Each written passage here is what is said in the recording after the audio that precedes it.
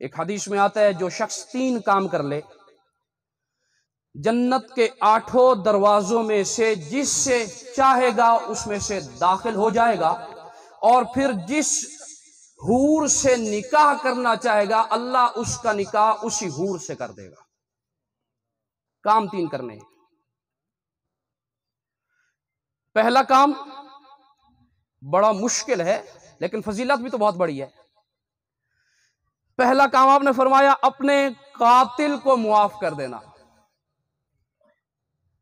فرمایا جو شخص یہ کام کر لے جنت کے 8 دروازوں میں سے جس دروازے سے بھی جانا چاہے گا اس کے لیے اجازت ہوگی، اور جس حور سے نکاح کرنا چاہے گا اس کی بھی اجازت ہوگی۔ دوسرا کام، پہلا کیا ہے؟ اپنے قاتل کو معاف۔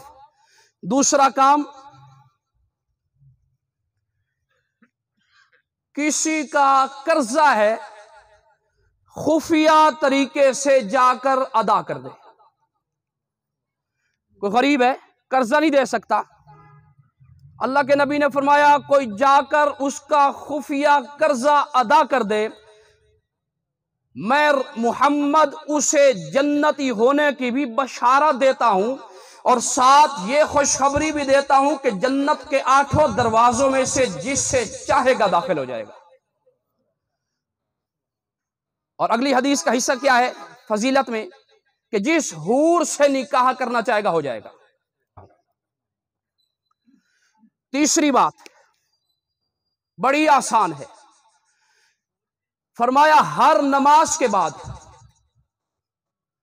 جو شخص 10 مرتبہ سورت اخلاص پڑھ لے، قل هو اللہ احد اللہ الصمد لم یلد ولم یولد ولم یکن لہ کفوا احد، جو شخص ہر نماز کے بعد 10 مرتبہ سورت اخلاص پڑھ لے،